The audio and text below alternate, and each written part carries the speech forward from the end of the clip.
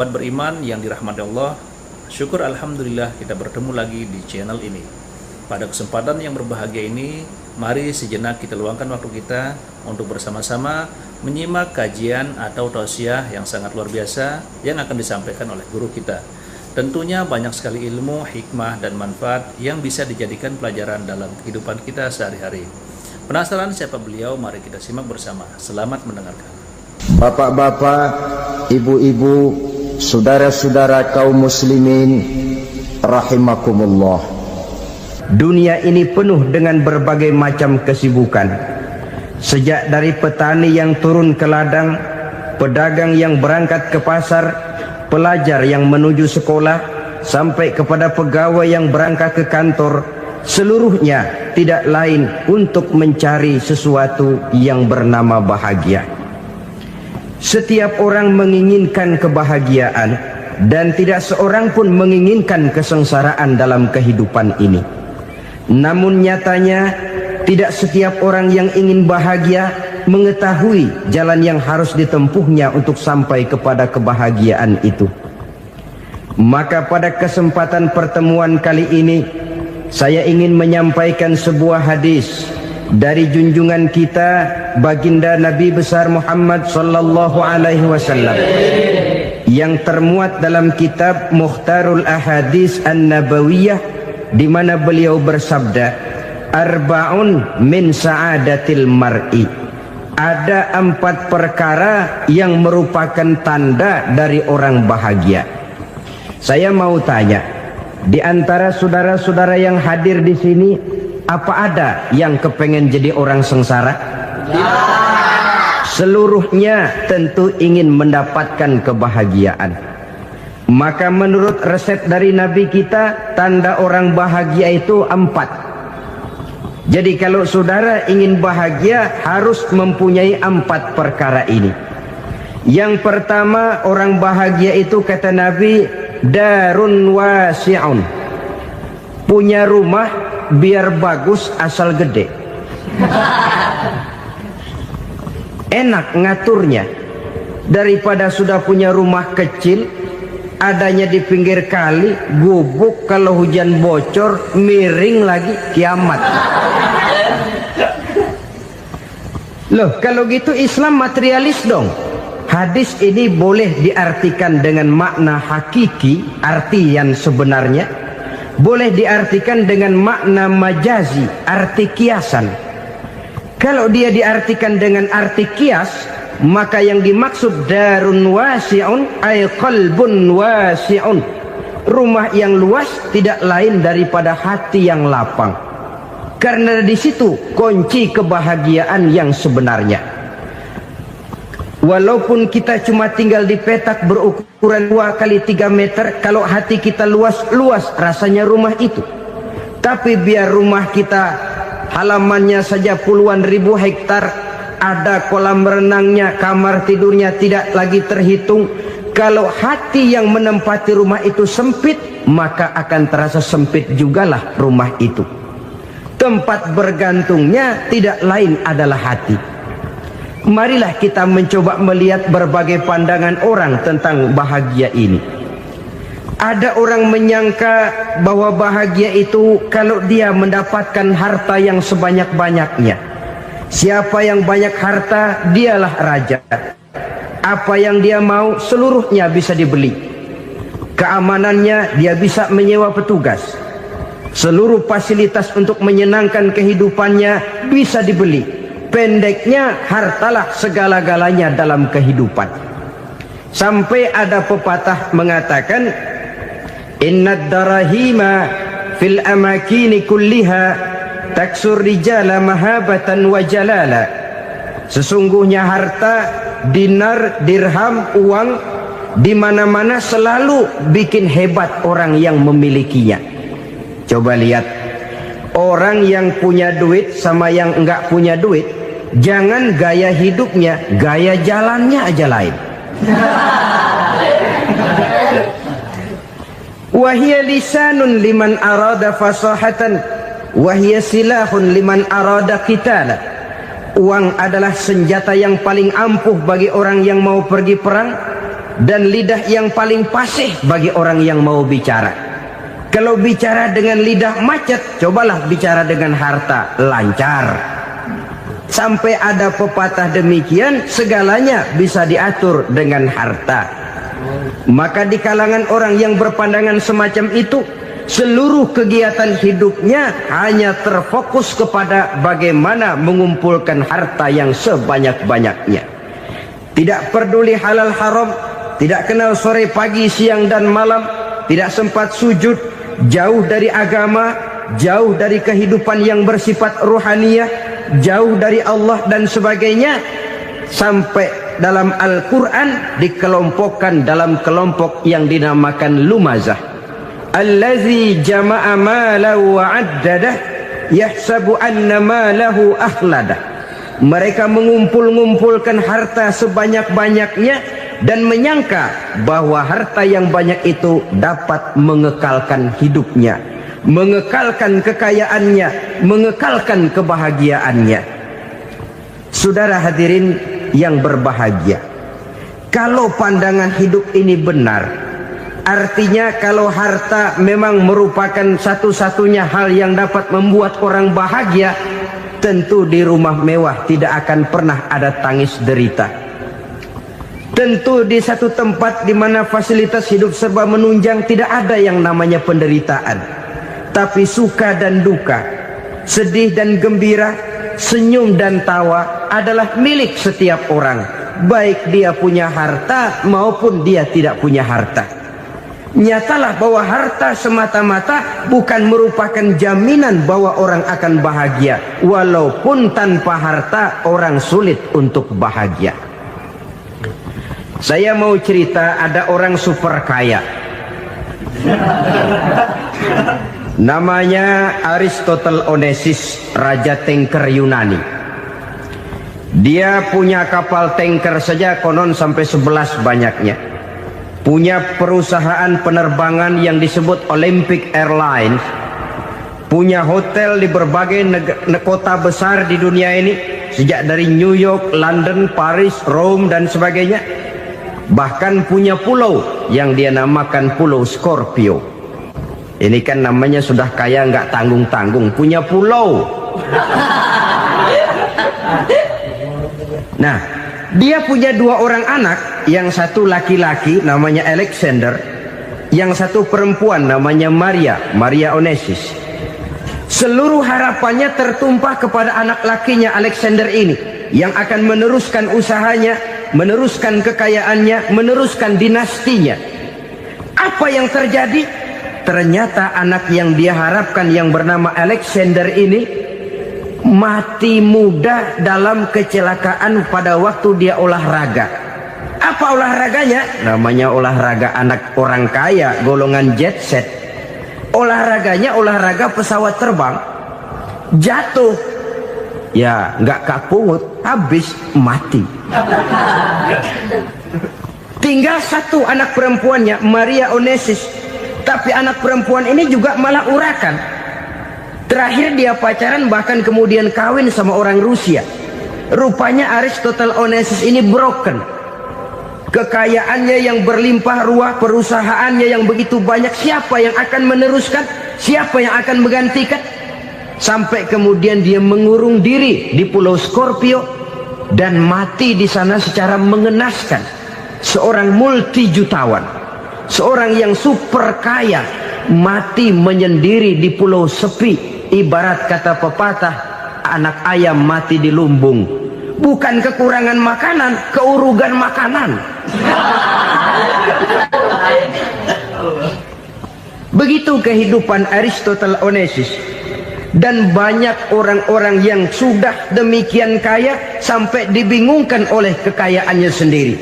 Telusurilah kehidupan David Rockefeller misalnya, Henry Ford misalnya, Adnan Khashoggi misalnya. Multi jutawan yang kadang-kadang dibuat keder oleh kekayaannya sendiri.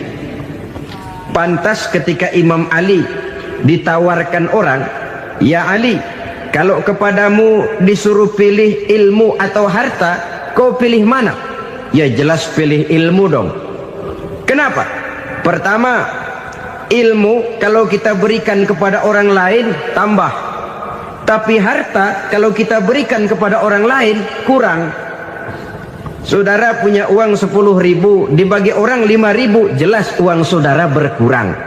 Tapi saudara punya ilmu, diberikan kepada orang lain bisa, saudara pun makin mantap. Tidak lantas jadi bodoh karena ngajarin orang.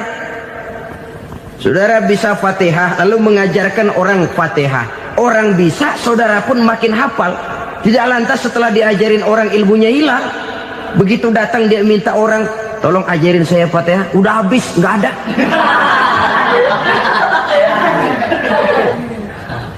Yang kedua kata Imam Ali, ilmu menjaga kita. Kalau harta kita yang harus jaga. Makin banyak ilmu makin terpelihara diri seharusnya. Tetapi makin banyak harta makin bingung kita jaganya. Sampai kadang-kadang kalau perlu seluruh keliling rumah dipasangi alarm. Belum cukup disewakan anjing besar-besar, pasang di depan pintu, awas anjing galak. Masih belum cukup juga, cari centeng tukang-tukang kepruk jaga rumah. Masih terasa belum aman, padahal rumahnya dikelilingi tembok besar. Di balik tembok ada pintu-pintunya tebal. Di balik pintu itu terbuka masuk kamar, kamar pun ada pintunya, pintunya pun kuat. Masuk ke dalam kamar ada lemari, lemarinya pun pintunya kuat, dikunci, kuncinya pun kuat. Tapi terhadap seluruhnya yang timbul cuma sekedar was-was saja. Kesimpulannya sekali lagi, tanpa harta orang memang sulit untuk bahagia. Tapi harta semata-mata tidak merupakan jaminan orang akan bahagia. Dengan hati yang luas, itu modal utama untuk mencapai kebahagiaan hidup. Orang yang hatinya luas, saudara-saudara, punya hati yang lapang, melihat kenyataan hidup ini, dia bersyukur senantiasa kepada Allah. Lantas tidak timbul hasud dan iri hatinya. Oleh karena itu jiwanya selalu lapang. Kalau tidak, cupik hati namanya, dangkal pandangan, tidak senang melihat orang lain dapat nikmat, dan itu sering dijadikan contoh. Kalau orang yang lapang dada, dia lihat tetangganya beli TV baru, dia berkata, alhamdulillah ya, tetangga kita beli TV, mudah-mudahan kita bisa ikut nonton. Lapang dadanya. Tapi orang yang sempit hati, lihat tetangga beli televisi, meriang. Enggak dia apa-apain, meriang. Besoknya dengar tetangga beli motor, makin sakit, ke rumah sakit. Lalu di rumah sakit dengar tetangganya beli mobil, mati. Disiksa oleh perasaannya sendiri. Orang kalau hati sudah sempit dalam hidup, kemanapun dia pergi, sempit rasanya medan kehidupannya. Kemudian kita melihat juga ada orang yang menilai bahwa bahagia itu katanya kalau punya kedudukan yang tinggi, pangkat yang agung, wibawa yang besar. Mungkin betul, tapi mungkin juga tidak. Bergantung kepada hati orang yang punya pangkat itu. Sama dengan harta tadi. Harta akan membawa bahagia kalau dia jatuh ke tangan orang yang berhati lapang. Tapi harta akan jadi bencana kalau jatuh ke tangan hati orang yang sempit. Pangkat akan membawa bahaya kalau jatuh di tangan hati orang yang sempit. Lebih dari itu, kenyataan mengajarkan kepada kita bahwa ternyata pangkat dan jabatan tidak selamanya memberikan kebahagiaan dalam kehidupan. Bahkan resikonya kelewat besar. Beberapa bukti kita bisa ambil dari para pemimpin dunia yang menjadi korban lantaran pangkat dan jabatan yang disandangnya. Saudara ingat Presiden Abraham Lincoln dan John Kennedy dari Amerika? Dibunuh orang. Park Chung-hee dari Korea Selatan, Ziaur Rahman dari Bangladesh, Anwar Sadat dari Mesir, terakhir Indira Gandhi dari India, menjadi korban dari pangkat dan jabatan yang disandangnya dari orang-orang yang tidak senang dia memegang jabatan itu. Dia akan mudah mengundang bencana. Sehingga pantas kalau seorang presiden terkemuka Amerika, Harry Truman namanya, dia mengatakan jabatan presiden itu, kata dia, seperti orang nunggang macan, naik macan. Harus kita taiki, kalau enggak dia bakal nerekam kita, ngeri katanya. Adapun orang yang hatinya lapang, kalau dia menerima pangkat dan jabatan, dianggapnya itu satu kesempatan untuk berbuat baik. Tapi orang yang berhati sempit, menerima pangkat dan jabatan, bukan kadang-kadang menerima, malah berusaha setengah mati mencapai dengan segala cara. Kalau perlu jilat atas, jilat atas. Jadi golongan sumuhun dawu. Jadi kelompok kulon nuwun, yes sir, yang kerjanya cuma oke bos. Kalau perlu jilat atas, jilat atas. Kalau perlu injak yang bawah, injak yang bawah. Perlu sikut kiri kanan, sikut kiri kanan. Yang penting pangkat dapat, jabatan dapat. Orang yang semacam ini, kalau sudah mempunyai pangkat dan jabatan, biasanya dia tidak menganggap itu sebagai amanah, tidak menganggap sebagai kesempatan berbuat baik, tapi malah kesempatan untuk memperturutkan hawa nafsunya yang dilatar belakangi oleh kesempitan hatinya tadi. Apalagi kalau orang memperoleh pangkat karena banyak mengeluarkan uang. Seakan-akan pangkat dan jabatan itu sekarang macam proyek, pakai tender. Siapa yang berani bayar segini, naik. Nggak berani, minggir.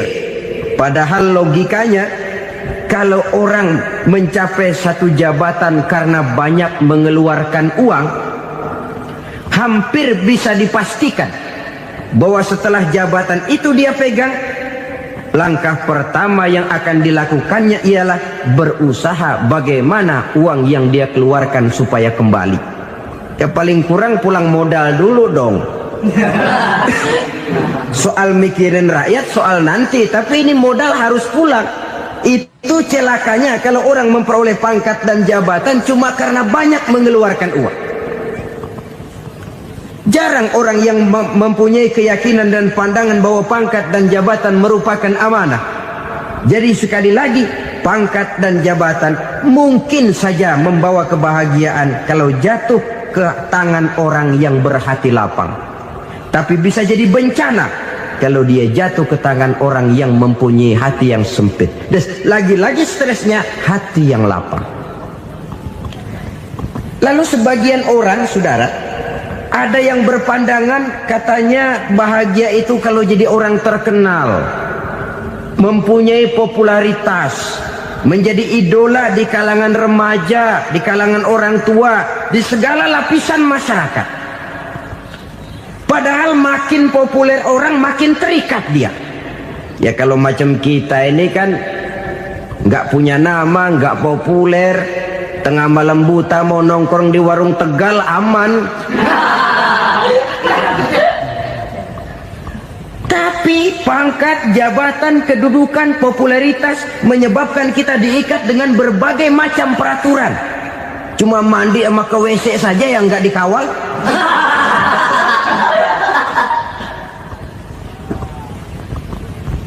Benarkah popularitas, ketenaran membawa kebahagiaan? Mungkin, ya, tapi mungkin juga tidak. Kenapa? Banyak orang-orang populer yang mengakhiri hidupnya secara tragis. Kita ambil beberapa nama. Di Amerika tahun 60-an ada bintang seksi paling terkenal yang dijuluki seks bom, bom seksi. Sampai sekarang jadi legenda, namanya Marilyn Monroe. Singkatan doublenya itu inisialnya MM, Marilyn Monroe. Terkenal, top, sampai dia mati tahun 62. Namanya sekarang masih saja dibicarakan orang. Kenapa dia bunuh diri? Tidak punya hartakah dia? Banyak. Kurang populerkah dia? Seluruh dunia mengenalnya. Sejak rakyat kecil sampai pejabat tinggi dia punya hubungan. Kenapa? Jenuh. Dia terlahir dalam keadaan yatim, Setelah itu tidak lama dia berangkat remaja, ibunya meninggal, pindah dari wanita asuh ke wanita asuh sampai 12 orang ibu angkatnya. Dan kekecewaan yang paling parah, setiap laki-laki yang dekat dengannya hanya seperti kapal berlabuh, datang dan pergi silih berganti. Padahal dia merindukan seseorang yang bisa melindungi hidupnya. Dia rindukan itu dan dia tidak pernah menemukan. Itu yang akhirnya menyebabkan dia minum pil tidur kelewat dosis, minum obat tidur kebanyakan, ya tidur terus sampai sekarang.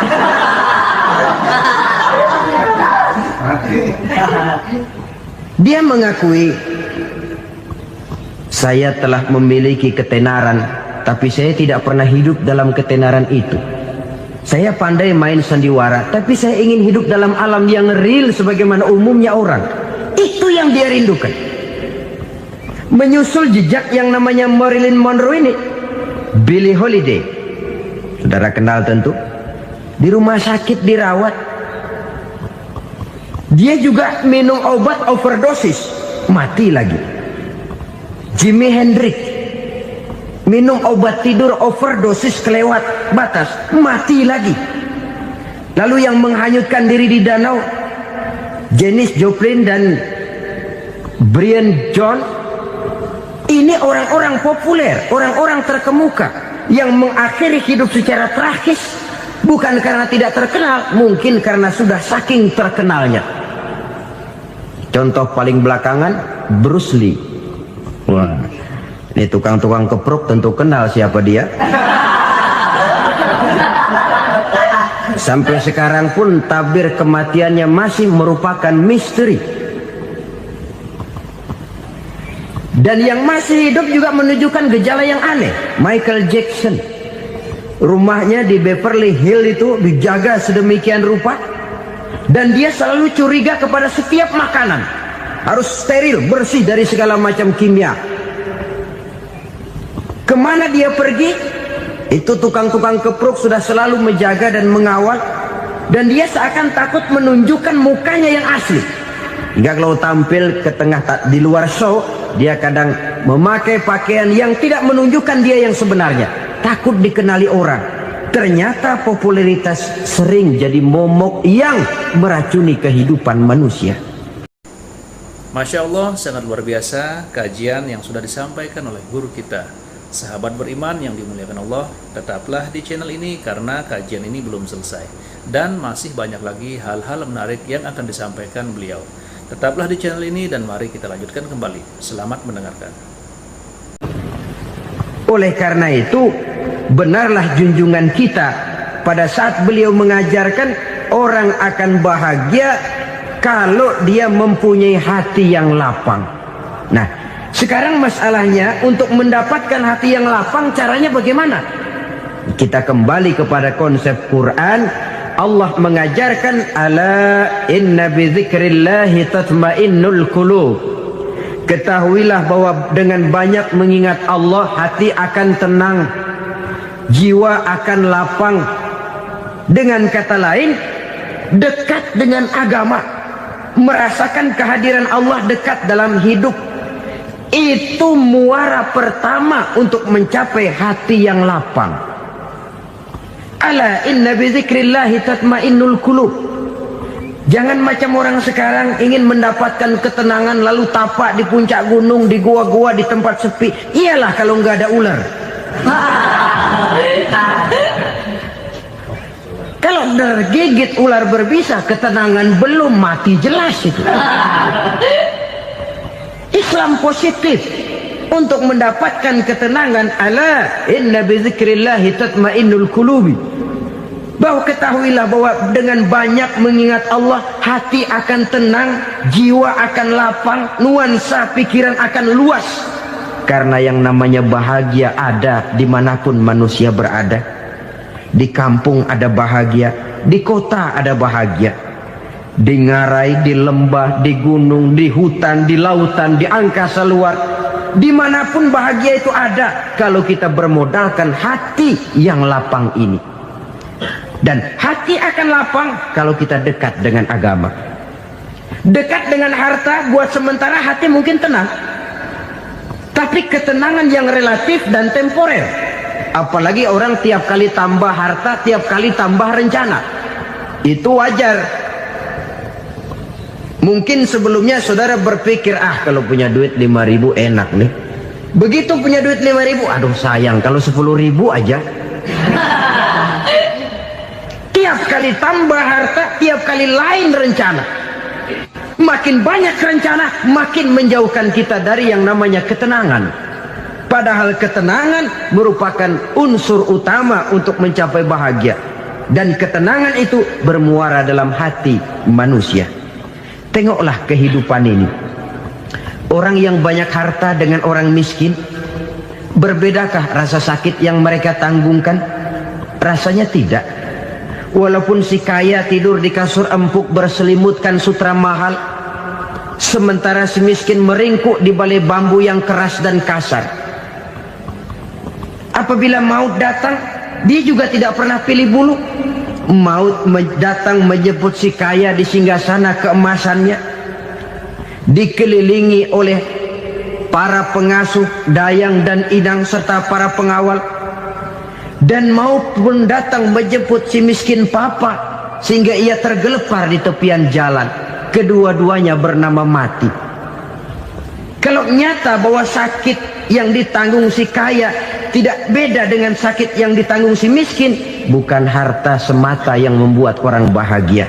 Hati yang tenang, jiwa yang lapang penuh kedamaian, karena banyak berzikir dan mengingat Allah, itu merupakan modal utama untuk mencapai sesuatu yang bernama bahagia.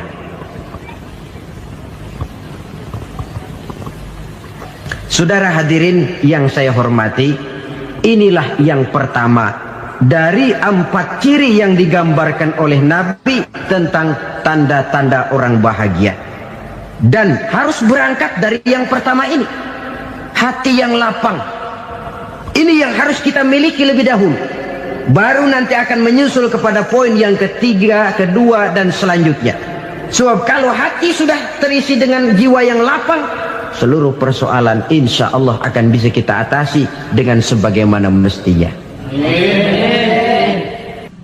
Yang kedua sekarang, tanda orang bahagia menurut baginda Nabi, markabun syariah. Orang bahagia itu, kata beliau, punya kendaraan biar cepat asal lancar.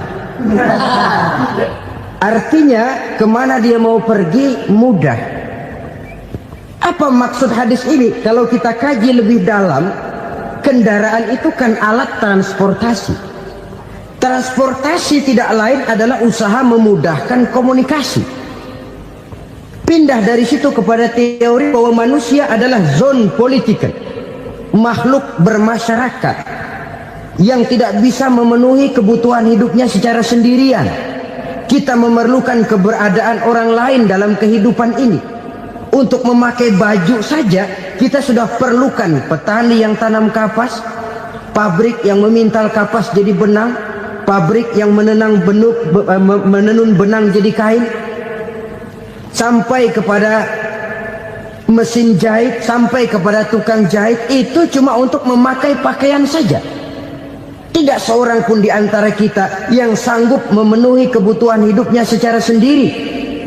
Kita perlu orang lain. Maka kebebasan dalam arti mutlak, kebebasan tanpa batas, itu tidak mungkin ada dalam kehidupan. Karena kita mengadakan yang disebut interaksi sosial. Setiap kegiatan kita tentu melibatkan orang lain. Menurut kita barangkali kita bebas jalan di jalan raya semaunya, tapi orang lain berkendaraan pun merasa bahwa ini ada juga jalan haknya, dan begitu selanjutnya. Oleh karena itu, maksud dari kendaraan yang cepat ini adalah khulata'uhu ma'as solihin. Lingkungan pergaulannya terdiri dari orang-orang soleh. Pergaulannya luas. Kemana dia pergi ada temannya. Kesulitannya ada tempat dia cerita. Dan kesulitan kalau sudah diceritakan kepada orang lain, taruh kata orang itu tidak bisa menolong, namun menceritakannya kepada orang yang kita percayai, kan paling kurang sudah mengurangi beban jiwa. mengurangi tanggungan batin, merasa masih ada tempat kita cerita. Maka lebih baik orang awam yang mau bergaul ketimbang orang setengah alim tapi ngunci pintu. Sebab nantinya akan timbul sikap picik, cupik pandangan, dan tidak luas menghadapi kenyataan dalam kehidupan ini. Namun yang harus kita garis bawahi, pergaulan memang mesti luas. Namun jangan sekali-kali lupa bahwa pergaulan sangat besar pengaruhnya dalam ikut membentuk kepribadian manusia. Sehari-hari bisa kita bilang, kalau kita dekat sama tukang minyak wangi, sekalipun nggak dibagi minyaknya, baunya tentu dapat. Betul? Tapi dekat sama tukang elas, walaupun nggak kena apinya, asapnya mesti kena. Kalau Syauqi mengatakan lebih jelas lagi, man asyaral asrafa asa musyarrafan wa muasyiral anzali ghairu musyarrafin. Awalam taral jildal hakira muqabbalan bisagri lamma sara jildal mushaf. Siapa yang bergaul dengan orang mulia, dia bakal ikut menjadi mulia. Tapi siapa yang berteman dengan orang hina, dia tidak bakal ikut menjadi mulia. Tidakkah kau lihat, kata Syauqi, kulit kambing yang hina pun dicium orang ketika menjadi kantong Quran. Kulit kambing hina, kalau dia sendirian gak ada yang mau cium. Tapi begitu dia bergaul dengan Quran, menjadi kantong Quran, dipakein minyak wangi, ditaruh di tempat yang tinggi, mau diambil dicium dulu, dibawa dengan penuh hormat dan hati-hati. Kulit kambing yang hina lantaran berteman dengan Quran, numpang mujur.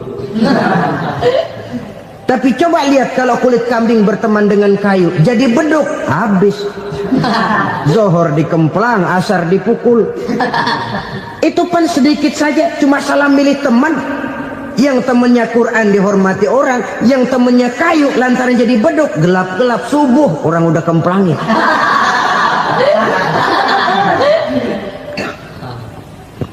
Maka terutama kepada adik-adik remaja yang masih mencari identitas diri, yang ibarat kaset masih kaset kosong, mudah diisi oleh apapun, pandai-pandailah memilih teman dalam bergaul.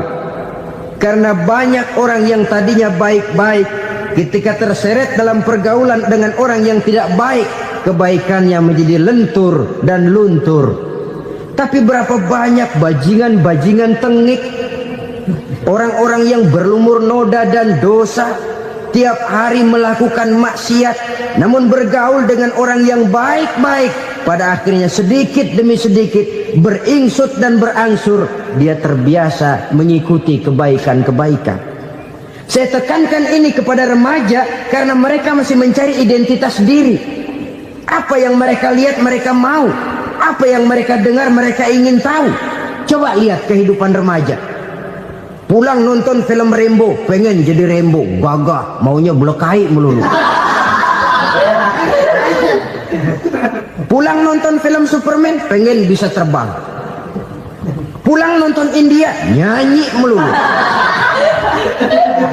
Wajar, mereka masih mencari identitas diri. Saya ini sebenarnya siapa? Lingkungan, pergaulan akan membentuk itu. Karena itu pandai-pandailah bergaul, karena ia sangat besar pengaruhnya dalam ikut membentuk kepribadian manusia. Apalagi sifat yang jelek lebih cepat menularnya ketimbang sifat yang baik.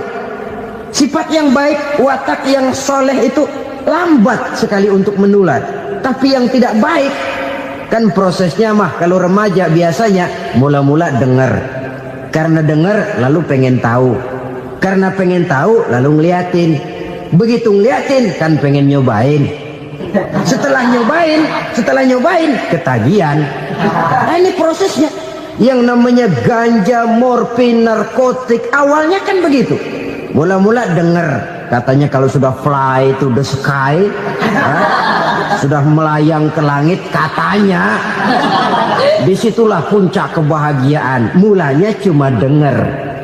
Karena dengar pengen tahu.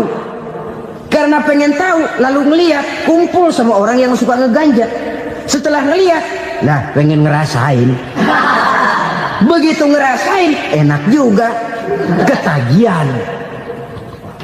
Kalau sudah ketagihan jadi penyakit kronis, bisa merembet kepada yang lain. Iya, kalau orang tuanya mampu untuk beli morfin, beli ganja. Kalau tidak kan pikirannya ngayap, jemuran siapa ya gue sambet. Timbullah perbuatan-perbuatan negatif yang bermula dari salah pergaulan. Apalagi buat adik-adik remaja yang tinggal di kota-kota besar, yang pengaruh budaya, pengaruh kesenian, pengaruh struktur kehidupan yang nampak makin individualistis, di mana persaingan tajam, tensi ekonomi tinggi, orang mudah mengalami stres.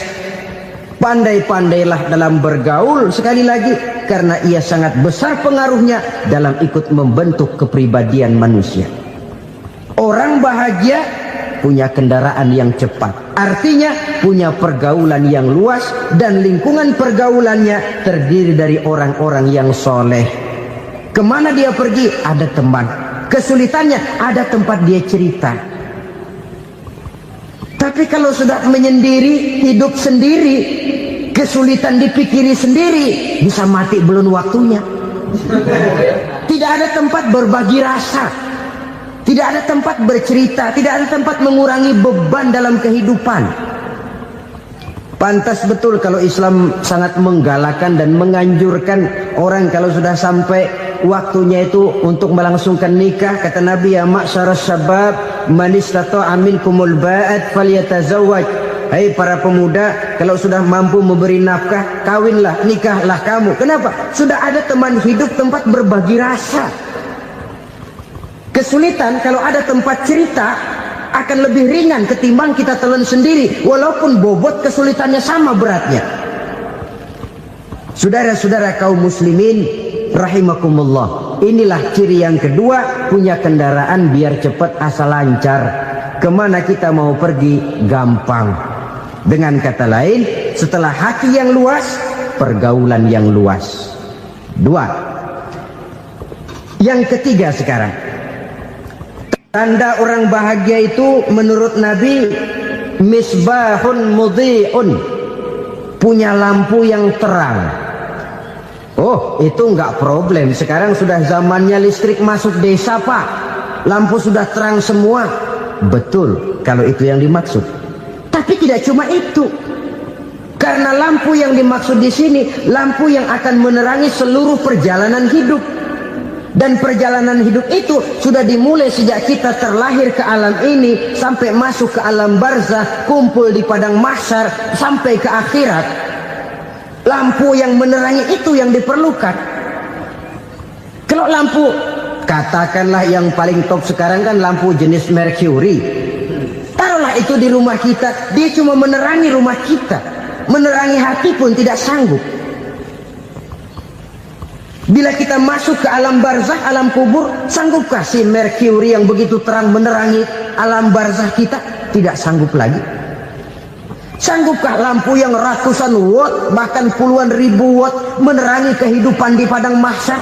Tidak akan sanggup lagi. Kalau demikian, yang dimaksud lampu yang terang di sini apa? Tidak lain amal soleh, kebajikan yang kita lakukan dalam hidup. Itu yang akan jadi lampu penerang. Di dunia nama kita akan terang, jasad kita boleh hancur terkubur tanah, tapi nama kita akan dikenang orang. Begitulah kalau orang meninggalkan kebajikan dalam hidup seperti sekarang. Ribuan orang tiap saat berziarah ke kubur Imam Syafi'i, ke kubur Imam Malik, ke kubur Imam Ghazali, ke kubur orang yang baik-baik, orang yang soleh-soleh. Kebajikannya yang ditinggalkan, yang mengukir namanya dengan tinta emas.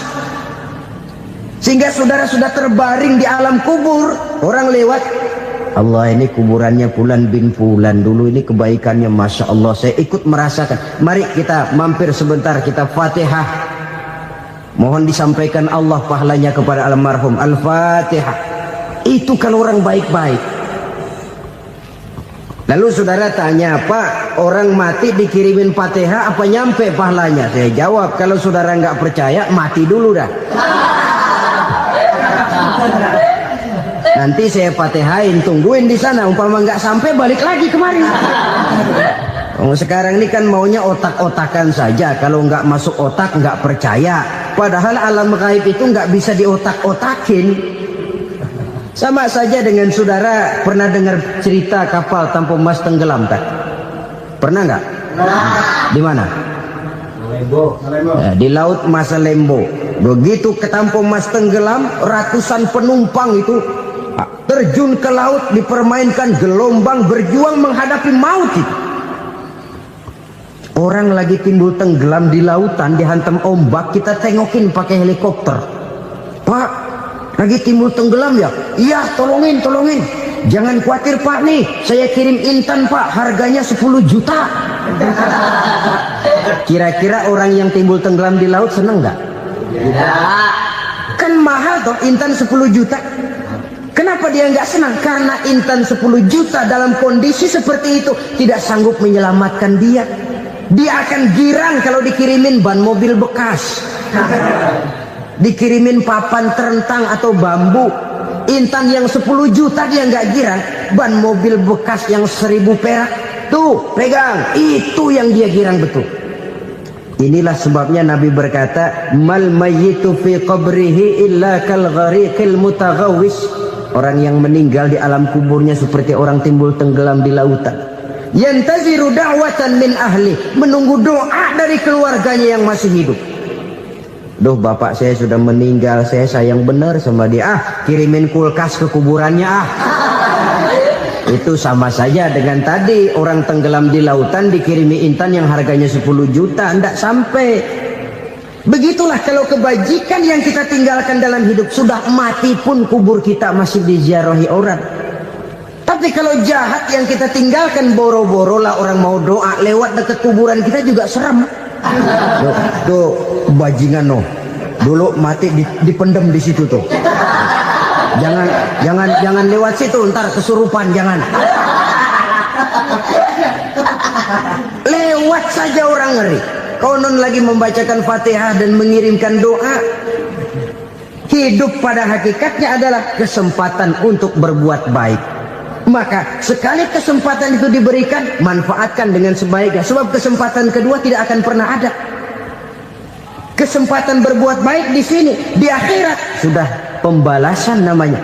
Sekali kesempatan itu dicabut, dia tidak akan pernah dikembalikan lagi. Kata Iqbal, hidup tidak mundur ke belakang, Bung. Berhenti diinjak orang, mundur hancur. Tidak ada kata mundur dalam hidup ini. Berhenti diinjak orang, mundur kecebur. Tidak ada kata lain. Harus maju dalam kehidupan, dalam artian yang positif. Hidup adalah kesempatan untuk mengumpulkan kebajikan yang sebanyak-banyaknya. Di situ nilai daripada manusia. Sekarang ini memang nggak kelihatan kok, orang yang banyak pahala sama yang banyak dosa nggak kelihatan kok. Barangkali kalau habis bikin dosa palanya pada benjol, mungkin orang takut sama dosa. Tapi sekarang sama saja, orang yang banyak dosa dengan yang nggak banyak dosa jalan bareng dari belakang, sama, nggak kelihatan beda. Tapi ada waktunya di mana pahala memegang peranan, di mana dosa diperlihatkan. Sama saja kalau kita bawa mobil siang, lampu kan nggak begitu berfungsi. Apa lalu bilang, alah ini lampu berat-beratin, copot-copotin aja dah. Tidak perlu begitu. Kenapa? Pada satu saat malam senja akan datang. Bila matahari terbenam, senja pun datang, gelap mulai merayap, disitulah baru terasa perlunya lampu. Pahala begitu. Sekarang orang yang nggak ada pahalanya nggak kelihatan dalam kehidupan. Tapi pada satu saat senja kehidupan akan datang. Ajal merenggut nyawa, malam merayap, dan hidup mulai diliputi kegelapan di alam barzakh. Dikala itu kalau nggak punya lampu, alangkah malangnya kita. Sebab amal yang baik, kata Nabi, di alam barzakh itu akan diciptakan menjadi perempuan yang cantik menemani kita. Amal yang jahat akan menjadi orang yang paling jelek nemenin kita. Udah di tempat gelap yang nemenin jelek.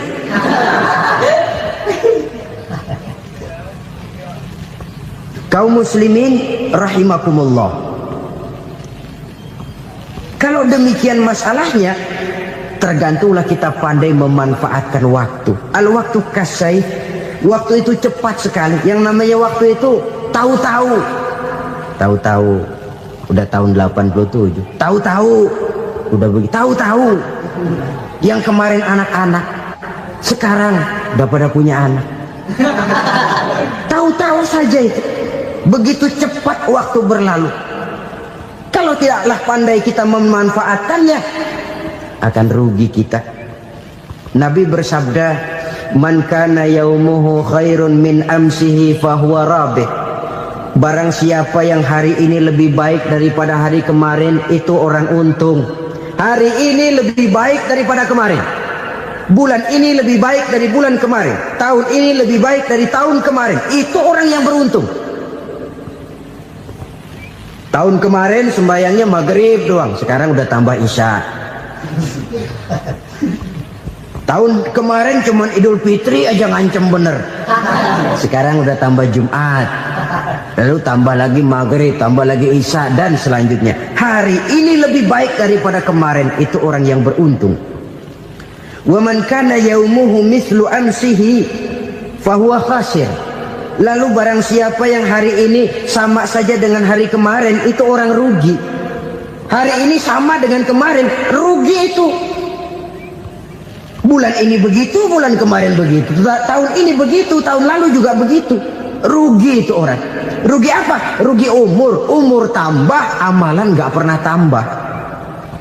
Dan saya pikir lebih merupakan azab ketimbang nikmat kalau orang dikasih panjang umur cuma untuk numpuk dosa. Mending mana? Panjang umur banyak dosa sama pendek umur dikit dosa? Mending mana? Mending mana? Ya, paling mending tentu panjang umur banyak pahala. Tapi kalau tidak, sekali lagi, lebih merupakan azab ketimbang nikmat kalau orang diberikan panjang umur tapi cuma untuk sekedar menumpuk dosa. Kehilangan kesadaran bahwa dunia bukan terminal akhir dari satu perjalanan. Dia cuma halte di mana kita berhenti sebentar untuk menuju kepada terminal yang hakiki. Saudara-saudara kaum muslimin rahimakumullah. Inilah lampu yang akan menerangi kehidupan. Amal yang kita lakukan di dalam kehidupan. Jadi yang dimaksud dengan lampu yang terang, kebajikan yang kita kerjakan dalam hidup. Nah, setiap orang di awal tadi saya bilang ingin bahagia. Bahagia itu kan hakikatnya kumpulan senang dan selamat. Senang, selamat. Apa bedanya? Senang tapi tidak selamat, nggak bahagia. Selamat tapi nggak senang, nggak bahagia orang. Contoh, kalau orang korupsi, duitnya banyak, senang dia, tapi keselamatannya. Ada tentara baris di samping rumahnya udah bingung, padahal tentara latihan. Tentara cuma latihan, dia bingung. Senang, tapi karena keselamatannya tidak terjamin, dia tidak bahagia. Sebaliknya pegawai negeri jujur benar, cuma segaji-gajinya, selamat, nggak korupsi, tapi melarat, ya nggak bahagia juga, kurang senang. Kesenangan dan keselamatan untuk dunia saja, ya sekali lagi, kalau cuma sekedar untuk dunia saja, bisa dibeli pakai uang, bisa dibeli pakai uang. Saudara ingin selamat, bisa dibeli pakai uang. Saudara ingin senang, bisa dibeli dengan uang. Tapi setelah mati masuk ke alam barzah, habis kekuasaan uang. Nggak bisa lagi beli keselamatan pakai uang. Tidak mungkin lagi membeli kesenangan dengan uang. Di situ pahala yang megang peranan. Makin banyak pahala, makin banyak saham untuk membeli kesenangan dan keselamatan, untuk memperoleh yang namanya bahagia. Dan jangan lupa loh, di alam barzah kita nggak sebentar, menunggu datangnya kiamat. Loh iya, kalau kita begitu dikuburin terus kiamat datang, untung. Tapi kalau masih harus 1000, 2000, puluhan ribu tahun yang akan datang dalam satu penantian yang begitu lama, tanpa saham untuk memperoleh kebahagiaan. Satu kemalangan yang tidak ada pernah putus-putusnya. Janganlah tergelincir oleh kebahagiaan sebentar yang menipu dengan mengorbankan kebahagiaan hakiki yang berjangka panjang. Apa artinya senyum sejenak kalau harus ditebus dengan tangis seumur hidup? Biarlah kita minum jamu, pahit memang, getir memang, tapi kan besok badan sehat. Daripada sekarang minum sirup, manis memang, enak memang, tapi bibir pada jontor besok. Sirawan, batuk, nggak karu-karuan. Banyak orang tertipu oleh kesenangan yang sebentar. Padahal laisa kullu ma yalma'u zahaban. Belum tentu semua yang berkilat itu emas. Belum tentu semua yang gemerlap itu intan. Karena itu marilah manfaatkan kesempatan yang diberikan Allah ini untuk mengumpulkan kebajikan yang sebanyak-banyaknya. Yang terakhir sekarang, yang keempat, tanda orang bahagia kata Nabi. Zaujatun salihah. Orang bahagia itu tanda yang keempat kata Nabi, punya istri biar cakep asal taat. Sudah surga itu gitu. Cakep taat. Istri kayak gitu kalau belum mati jangan dikuburin dulu. Sudah cakep taat lagi. Tapi kadang-kadang enggak, udah jelek ngadat melulu. Apa yang mau dipilih? Sebab itu Quran mengatakan istri pakaian untuk suami, suami pakaian untuk istri. Kenapa suami istri diibaratkan pakaian? Alangkah tingginya gaya bahasa Quran ini. Suami istri teman hidup, hidup perjalanan panjang. Sejak kita dalam rahim sudah ada hidup kan di sini. Sampai ke alam dunia, masuk ke alam barzah, kumpul di padang mahsyar, sampai menuju akhirat, itu perjalanan hidup. Carilah istri atau suami teman hidup yang membawa manfaat tidak hanya kehidupan di dunia ini, sampai di alam barzah, sampai di padang mahsyar. Suaminya mungkin meninggal lebih dulu atau istrinya mungkin meninggal lebih dulu, tapi suami atau istri yang masih hidup berbuat kebajikan. Suami saya meninggal, ada hartanya, saya sedekahkan, niat pahala untuk almarhum suami saya. Ini teman hidup. Tidak dibatasi dan tidak bisa dipisahkan oleh maut sekalipun. Zohirnya mungkin pisah, badannya mungkin pisah, tapi hatinya, jiwanya, kebersamaannya dalam menghadapi kehidupan. Karena itu, saudara-saudara, bahasa Quran indah. Suami istri diibaratkan seperti pakaian. Apa fungsi pakaian? Pertama, pakaian jadi kebanggaan. Artinya suami harus menjadi kebanggaan istri, istri harus jadi kebanggaan suami. Yang kedua, pakaian itu kan fungsinya menutup aurat. Artinya sesama suami istri harus saling menjaga kekurangan masing-masing. Jangan malah sesama suami istri saling membongkar rahasia dan aibnya sendiri-sendiri. Istrinya diceritain jeleknya di mana-mana, atau suaminya dibongkar rahasianya di pasar umum. Itu sudah tidak lagi berfungsi sebagai pakaian. Kenapa semua ini diperlukan? Karena kita menyadari bangsa yang baik terdiri dari masyarakat yang baik. Masyarakat yang baik merupakan susunan dari warga yang baik. Warga yang baik adalah terdiri dari rumah tangga yang baik. Dan rumah tangga yang baik merupakan susunan dari pribadi yang baik. Dari situ langkah dimulai. Membangun satu bangsa yang baik diawali dengan membangun rumah tangga yang baik, dengan menciptakan pribadi-pribadi yang baik. Sehingga dari sini diharapkan berkembanglah nilai-nilai kebaikan. Orang akan bahagia mempunyai istri yang soleh. Kenapa? Tidak ada seorang suami bisa sukses jadi apapun dia, apapun profesinya. Dokter kah, kiai kah, mubalik kah, petani kah, pengusaha kah, pejabat tinggi kah. Tidak ada seorang suami yang bisa sukses tanpa peran serta istrinya. Walaupun memang peranan itu tidak begitu kelihatan, tapi sangat menentukan. Karena itu, saudara hadirin yang saya hormati, Islam sangat menghargai kaum wanita, memberikan kedudukan yang tinggi sepanjang tidak mematikan kodrat kewanitaannya. Nah, kalau sudah kesuksesan ini diawali dari rumah tangga, karier di masyarakat mudah untuk dikejar. Tapi keberantakan di rumah tangga merupakan kegagalan pertama di tempat lain. Nah, inilah saja yang dapat Al-Fakir sampaikan pada pertemuan kali ini. Selalu berusaha menyimpan sesuatu yang bisa membawa manfaat, baik untuk dirinya, untuk anak cucunya, maupun untuk keluarganya, untuk masa kini dan masa depannya.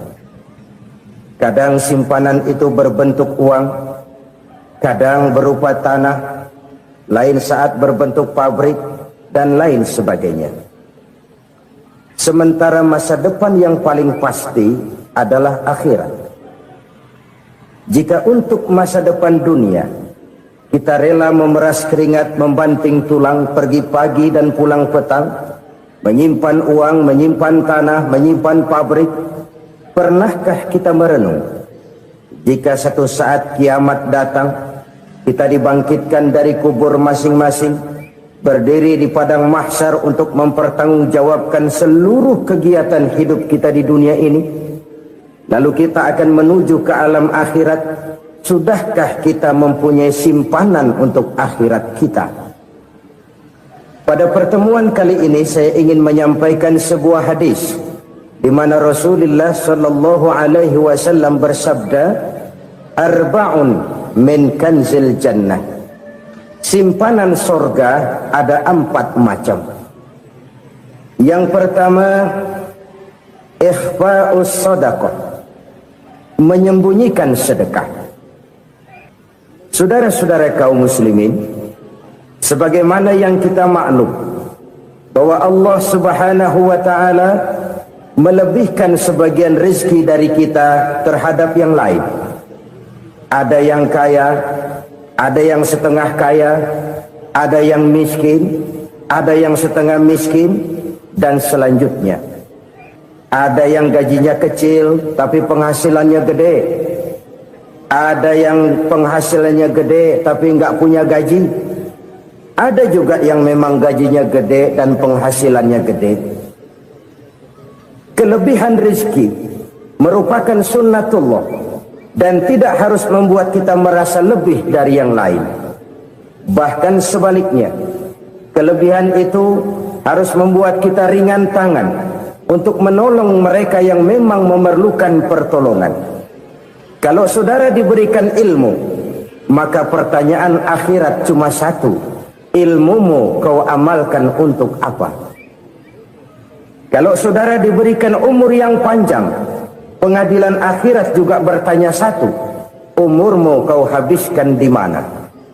Tapi kalau saudara diberikan harta, pengadilan akhirat akan bertanya 2: hartamu kau dapat dari mana? Kau belanjakan kemana?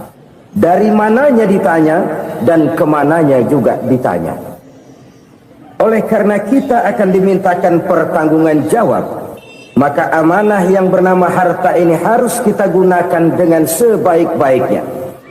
Ada penggunaan yang merupakan kewajiban, itu zakat namanya.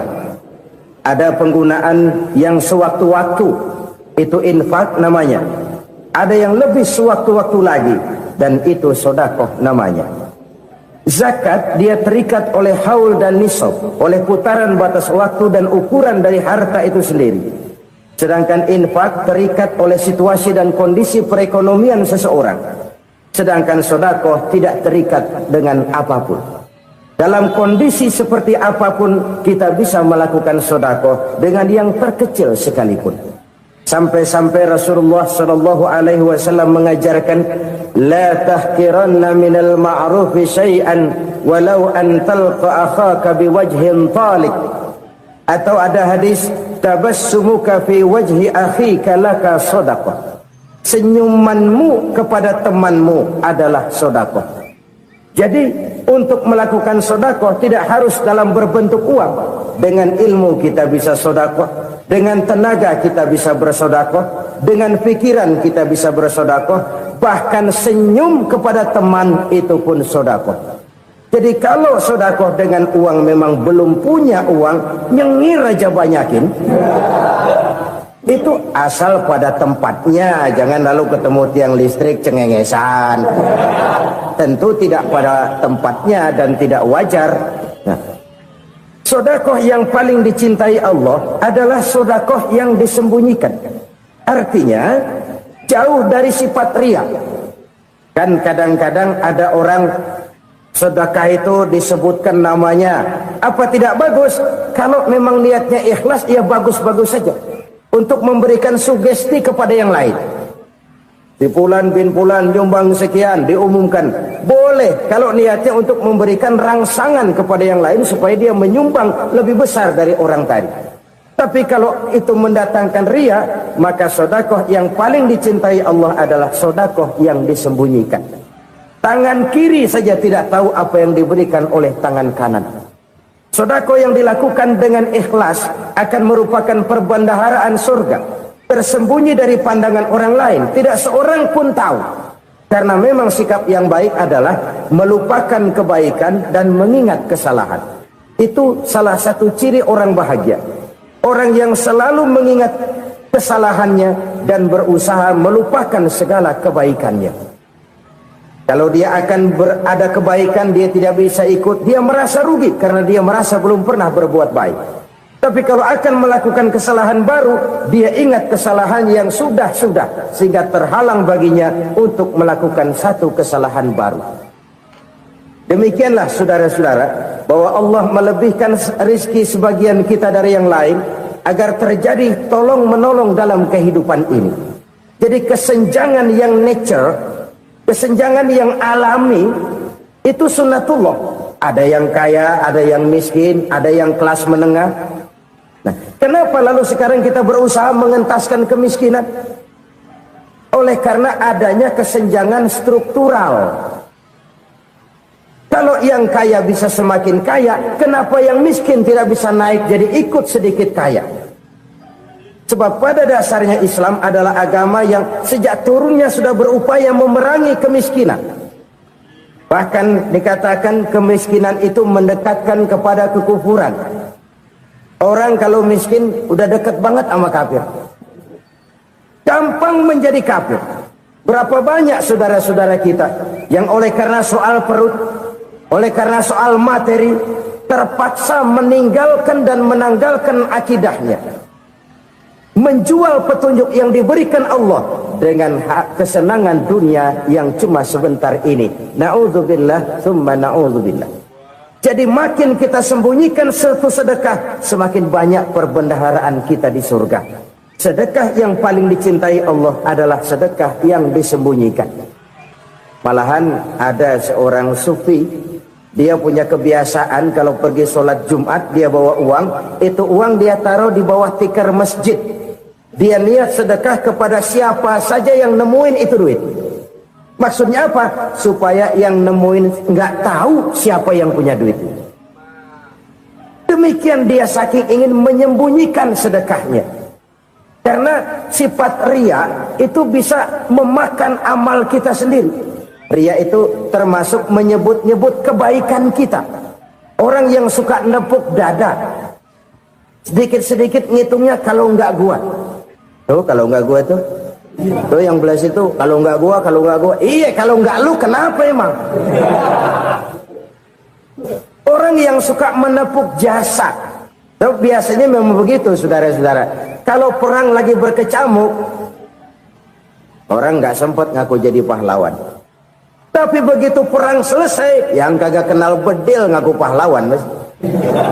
Itu sesuatu yang biasa. Oleh karenanya orang-orang yang ikhlas dalam bersedekah, disembunyikannya sedekah itu Allah cinta betul. Malahan ada hadis memberikan jaminan, inna shadaqatal mar'il muslimi tazidu fil umri wa tadfa'u mitatas su'i. Sesungguhnya sedekahnya seorang mukmin tazidu fil umri, bisa menambah umur panjang. Wa tadfa'u mitata su'i, dan menyelamatkan manusia dari mati secara su'ul khatimah. Jadi siapa yang kepengen panjang umur, banyaklah sedekah. Yang bosan hidup, pelit terus. Sedekah menambah panjang umur dan menyelamatkan manusia dari mati secara su'ul khatimah. Pak, katanya umur itu nggak bisa ditambah, nggak bisa dikurangin. Kapan? Kalau ajal sudah datang. Fa idza jaa ajaluhum la yastakhiruna sa'atan wa la yastaqdimun. Kalau ajal datang tidak bisa dimajukan, tidak bisa dimundurkan. Itu kalau ajal sudah datang. Tidak bisa lagi umur ditambah dikurangi, sudah datang. Tapi kalau belum datang, itu kan haknya Allah. Mau ditambah, mau dikurangi, hak prerogatif Allah. Sebagai pencipta manusia, Allah maha kuasa dan maha mampu. Alhamdulillahirrabbilalamin. Demikianlah kajian penuh ilmu, hikmah, dan manfaat yang sudah kita dengarkan bersama dari guru kita. Semoga tausiah yang beliau sampaikan kepada kita semua menjadi ilmu yang bermanfaat dalam kehidupan kita sehari-hari. Dan semoga kita semua bisa istiqomah dalam mengamalkannya. Amin ya rabbal alamin. Buat sahabat semua yang sudah setia menyimak tausiah ini sampai selesai, saya ucapkan terima kasih banyak. Doa dan harapan saya, semoga sahabat semua selalu diberikan kesehatan, dimudahkan segala urusannya, dan dilancarkan rezekinya. Amin ya rabbal alamin. Demikian yang dapat saya bagikan, kurang lebihnya mohon maaf. Sampai bertemu lagi di kajian berikutnya. Wabillahi taufiq wal hidayah, waridho wal inayah. Wassalamualaikum warahmatullahi wabarakatuh. Setelah kita mendengarkan tausiah yang sangat luar biasa dari guru kita, sekarang mari kita lanjutkan aktivitas kita masing-masing. Semoga tausiah yang beliau sampaikan kepada kita semua menjadi ilmu yang bermanfaat dalam kehidupan kita sehari-hari. Dan semoga kita semua bisa istiqomah dalam mengamalkannya. Amin ya rabbal alamin. Selamat beraktivitas buat sahabat semua dan sukses selalu. Sampai bertemu lagi di video berikutnya. Wassalamualaikum warahmatullahi wabarakatuh. Bismillahirrahmanirrahim. Assalamualaikum warahmatullahi wabarakatuh. Alhamdulillahirrabbilalamin. Wassalatu wassalamu ala ashrafil anbiya wal mursalin Sayyidina Muhammadin wa ala alihi wa sahbihi ajma'in, amma ba'du. Sahabat beriman yang dirahmati Allah, syukur alhamdulillah kita bertemu lagi di channel ini. Pada kesempatan yang berbahagia ini, mari sejenak kita luangkan waktu kita untuk bersama-sama menyimak kajian atau tausiah yang sangat luar biasa yang akan disampaikan oleh guru kita. Tentunya banyak sekali ilmu, hikmah, dan manfaat yang bisa dijadikan pelajaran dalam kehidupan kita sehari-hari.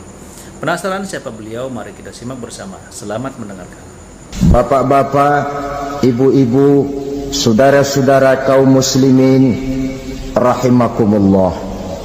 Dunia ini penuh dengan berbagai macam kesibukan. Sejak dari petani yang turun ke ladang, pedagang yang berangkat ke pasar, pelajar yang menuju sekolah, sampai kepada pegawai yang berangkat ke kantor, seluruhnya tidak lain untuk mencari sesuatu yang bernama bahagia. Setiap orang menginginkan kebahagiaan, dan tidak seorang pun menginginkan kesengsaraan dalam kehidupan ini. Namun nyatanya, tidak setiap orang yang ingin bahagia mengetahui jalan yang harus ditempuhnya untuk sampai kepada kebahagiaan itu. Maka pada kesempatan pertemuan kali ini, saya ingin menyampaikan sebuah hadis dari junjungan kita baginda Nabi besar Muhammad sallallahu alaihi wasallam yang termuat dalam kitab Mukhtarul Ahadits An-Nabawiyah, di mana beliau bersabda, arba'un min sa'adatil mar'i. Ada 4 perkara yang merupakan tanda dari orang bahagia. Saya mau tanya, di antara saudara-saudara yang hadir di sini, apa ada yang kepengen jadi orang sengsara? Ya. Seluruhnya tentu ingin mendapatkan kebahagiaan. Maka menurut resep dari Nabi kita, tanda orang bahagia itu 4. Jadi kalau saudara ingin bahagia, harus mempunyai 4 perkara ini. Yang pertama, orang bahagia itu kata Nabi, darun wasi'un. Punya rumah biar bagus asal gede. Enak ngaturnya daripada sudah punya rumah kecil adanya di pinggir kali, gubuk, kalau hujan bocor miring lagi, kiamat. Loh, kalau gitu Islam materialis dong. Hadis ini boleh diartikan dengan makna hakiki, arti yang sebenarnya, boleh diartikan dengan makna majazi, arti kiasan. Kalau dia diartikan dengan arti kias, maka yang dimaksud darun wasi'un ay qalbun wasi'un. Rumah yang luas tidak lain daripada hati yang lapang. Karena di situ kunci kebahagiaan yang sebenarnya. Walaupun kita cuma tinggal di petak berukuran 2 kali 3 meter, kalau hati kita luas-luas rasanya rumah itu. Tapi biar rumah kita halamannya saja puluhan ribu hektar, ada kolam renangnya, kamar tidurnya tidak lagi terhitung. Kalau hati yang menempati rumah itu sempit, maka akan terasa sempit jugalah rumah itu. Tempat bergantungnya tidak lain adalah hati.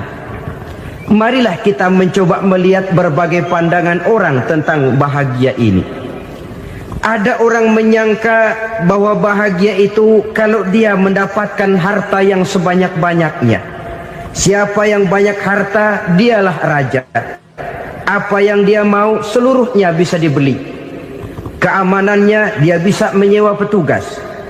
Seluruh fasilitas untuk menyenangkan kehidupannya bisa dibeli. Pendeknya, hartalah segala-galanya dalam kehidupan.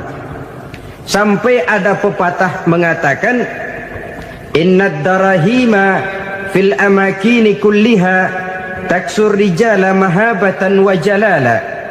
Sesungguhnya harta, dinar, dirham, uang di mana-mana selalu bikin hebat orang yang memilikinya. Coba lihat, orang yang punya duit sama yang enggak punya duit, jangan gaya hidupnya, gaya jalannya aja lain. Wahia lisanun liman arada fasahatan, wahia silahun liman arada qitala. Uang adalah senjata yang paling ampuh bagi orang yang mau pergi perang, dan lidah yang paling fasih bagi orang yang mau bicara. Kalau bicara dengan lidah macet, cobalah bicara dengan harta, lancar. Sampai ada pepatah demikian, segalanya bisa diatur dengan harta. Maka di kalangan orang yang berpandangan semacam itu, seluruh kegiatan hidupnya hanya terfokus kepada bagaimana mengumpulkan harta yang sebanyak-banyaknya. Tidak peduli halal haram, tidak kenal sore pagi siang dan malam, tidak sempat sujud, jauh dari agama, jauh dari kehidupan yang bersifat ruhaniyah, jauh dari Allah dan sebagainya. Sampai dalam Al-Quran dikelompokkan dalam kelompok yang dinamakan lumazah. Allazi jama'a malahu wa'addadah yahsabu anna malahu akhladah. Mereka mengumpul-ngumpulkan harta sebanyak-banyaknya dan menyangka bahwa harta yang banyak itu dapat mengekalkan hidupnya, mengekalkan kekayaannya, mengekalkan kebahagiaannya. Saudara hadirin yang berbahagia, kalau pandangan hidup ini benar, artinya kalau harta memang merupakan satu-satunya hal yang dapat membuat orang bahagia, tentu di rumah mewah tidak akan pernah ada tangis derita. Tentu di satu tempat di mana fasilitas hidup serba menunjang tidak ada yang namanya penderitaan. Tapi suka dan duka, sedih dan gembira, senyum dan tawa adalah milik setiap orang, baik dia punya harta maupun dia tidak punya harta.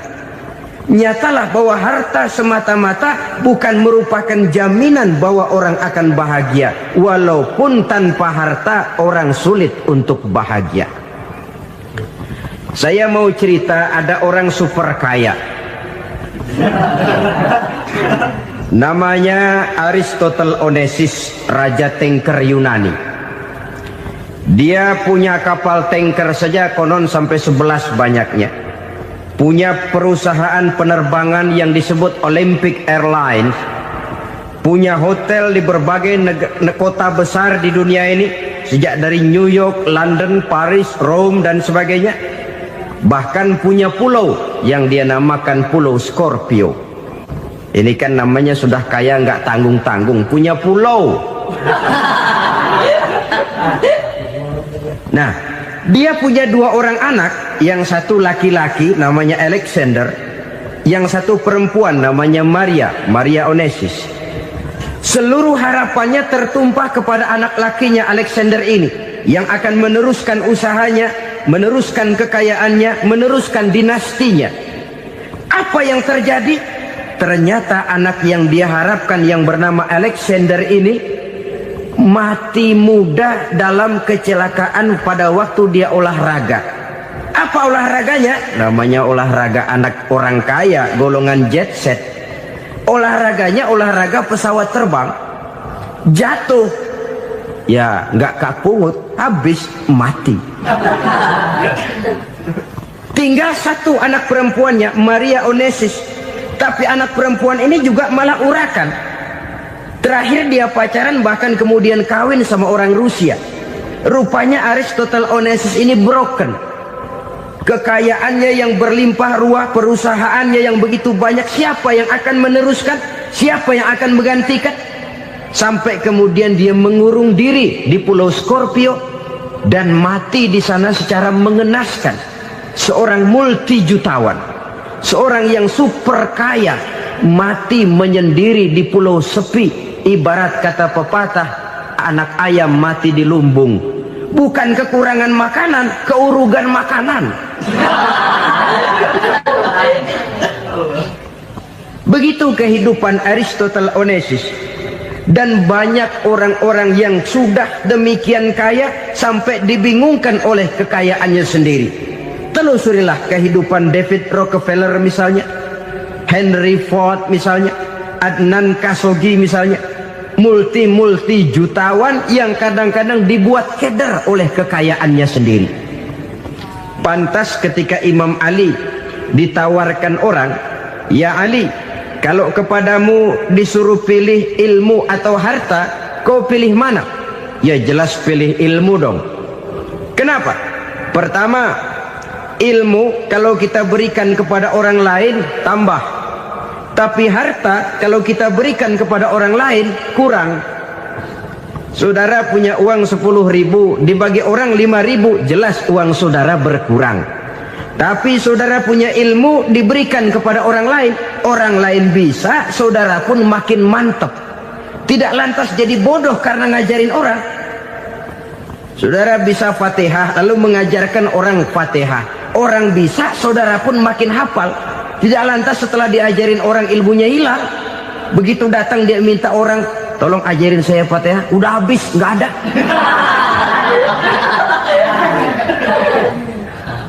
Yang kedua kata Imam Ali, ilmu menjaga kita. Kalau harta kita yang harus jaga. Makin banyak ilmu makin terpelihara diri seharusnya.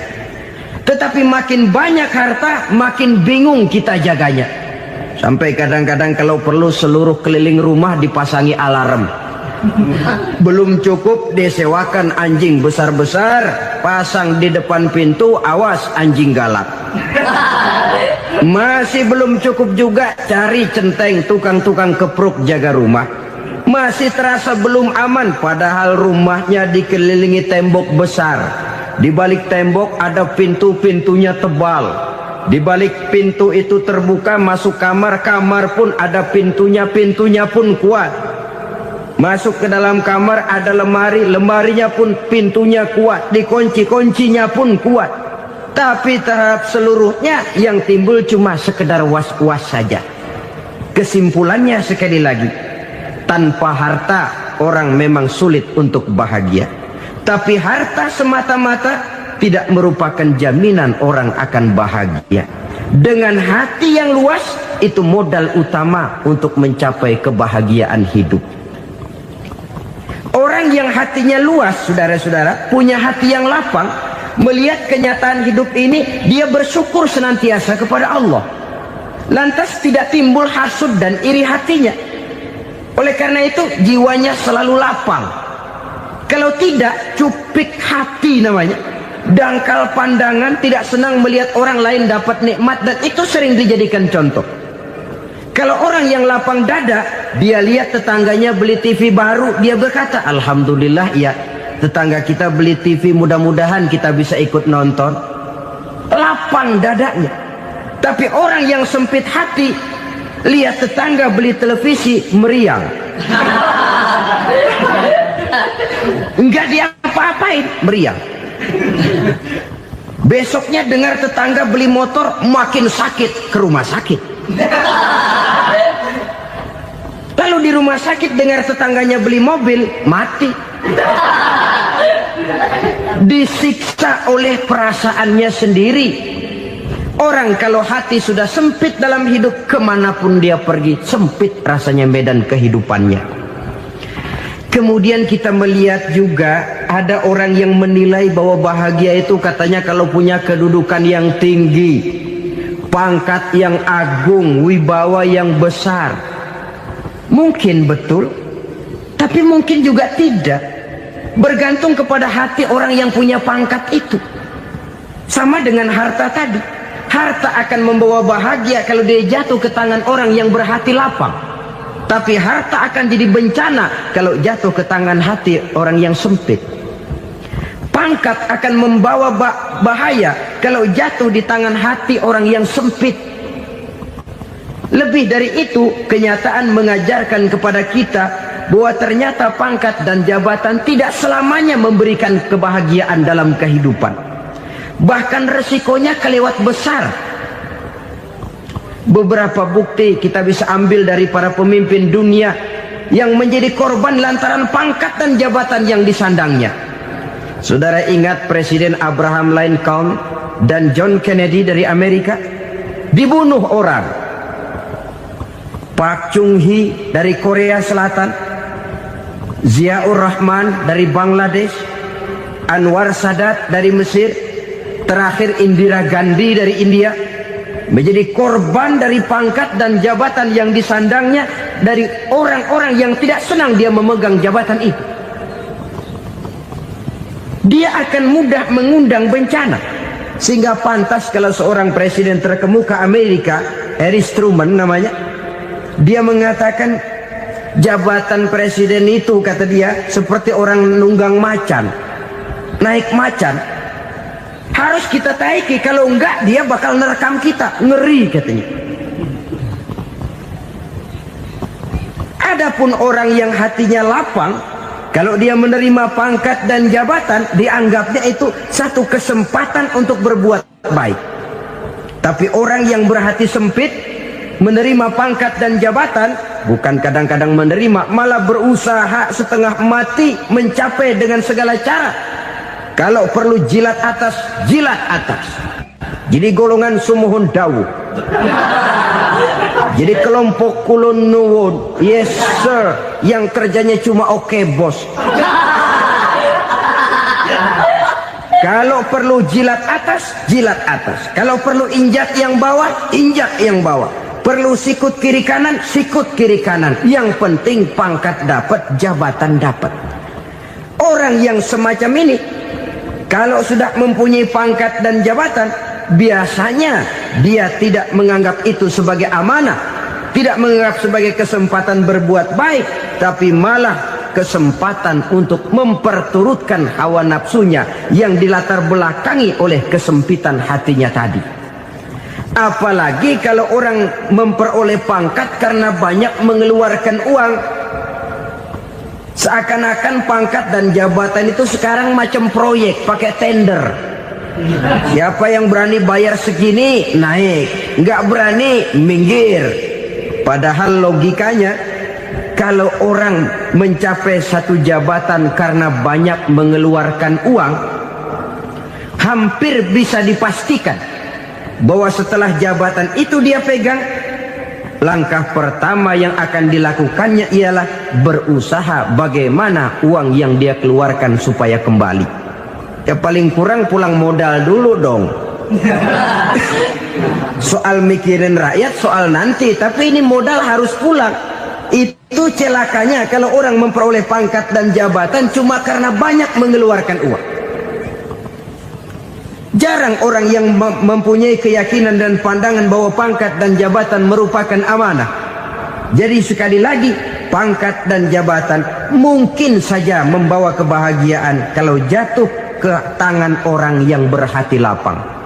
Tapi bisa jadi bencana kalau dia jatuh ke tangan orang yang mempunyai hati yang sempit. Dan lagi-lagi stresnya hati yang lapang.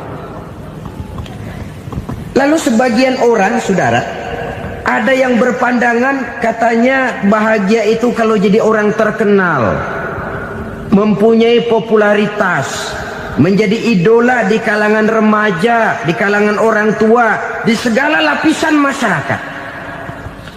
Padahal makin populer orang makin terikat dia.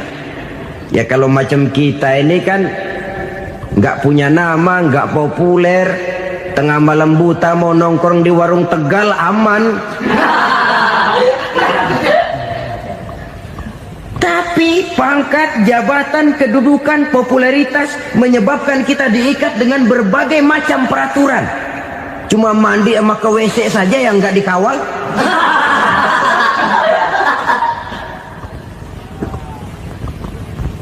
Benarkah popularitas, ketenaran membawa kebahagiaan? Mungkin, ya, tapi mungkin juga tidak. Kenapa?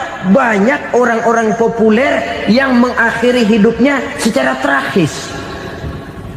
Kita ambil beberapa nama. Di Amerika tahun 60-an ada bintang seksi paling terkenal yang dijuluki sex bomb. Bom seks. Sampai sekarang jadi legenda, namanya Marilyn Monroe. Singkatan dobelnya itu inisialnya MM, Marilyn Monroe. Terkenal, top, sampai dia mati tahun 62. Namanya sekarang masih saja dibicarakan orang. Kenapa dia bunuh diri? Tidak punya hartakah dia? Banyak. Kurang populerkah dia? Seluruh dunia mengenalnya. Sejak rakyat kecil sampai pejabat tinggi dia punya hubungan. Kenapa? Jenuh. Dia terlahir dalam keadaan yatim. Setelah itu tidak lama dia berangkat remaja, ibunya meninggal. Pindah dari wanita asuh ke wanita asuh sampai 12 orang ibu angkatnya. Dan kekecewaan yang paling parah, setiap laki-laki yang dekat dengannya hanya seperti kapal berlabuh. Datang dan pergi silih berganti. Padahal dia merindukan seseorang yang bisa melindungi hidupnya. Dia rindukan itu dan dia tidak pernah menemukan. Itu yang akhirnya menyebabkan dia minum pil tidur kelewat dosis, minum obat tidur kebanyakan. Ya tidur terus sampai sekarang.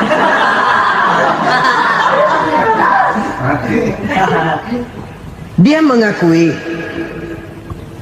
saya telah memiliki ketenaran, tapi saya tidak pernah hidup dalam ketenaran itu. Saya pandai main sandiwara, tapi saya ingin hidup dalam alam yang real sebagaimana umumnya orang. Itu yang dia rindukan. Menyusul jejak yang namanya Marilyn Monroe ini, Billie Holiday, saudara kenal tentu.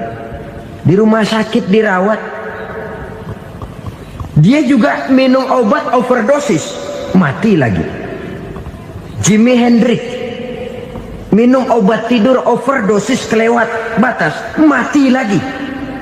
Lalu yang menghanyutkan diri di danau, Janis Joplin dan Brian Jones. Ini orang-orang populer, orang-orang terkemuka yang mengakhiri hidup secara tragis, bukan karena tidak terkenal, mungkin karena sudah saking terkenalnya. Contoh paling belakangan, Bruce Lee. Wah, ini tukang-tukang keprok tentu kenal siapa dia. Sampai sekarang pun tabir kematiannya masih merupakan misteri. Dan yang masih hidup juga menunjukkan gejala yang aneh. Michael Jackson, rumahnya di Beverly Hills itu dijaga sedemikian rupa, dan dia selalu curiga kepada setiap makanan. harus steril, bersih dari segala macam kimia. Kemana dia pergi? Itu tukang-tukang kepruk sudah selalu menjaga dan mengawal, dan dia seakan takut menunjukkan mukanya yang asli. Hingga kalau tampil ke tengah di luar show, dia kadang memakai pakaian yang tidak menunjukkan dia yang sebenarnya, takut dikenali orang. Ternyata popularitas sering jadi momok yang meracuni kehidupan manusia. Masya Allah, sangat luar biasa kajian yang sudah disampaikan oleh guru kita. Sahabat beriman yang dimuliakan Allah, tetaplah di channel ini karena kajian ini belum selesai. Dan masih banyak lagi hal-hal menarik yang akan disampaikan beliau. Tetaplah di channel ini dan mari kita lanjutkan kembali. Selamat mendengarkan.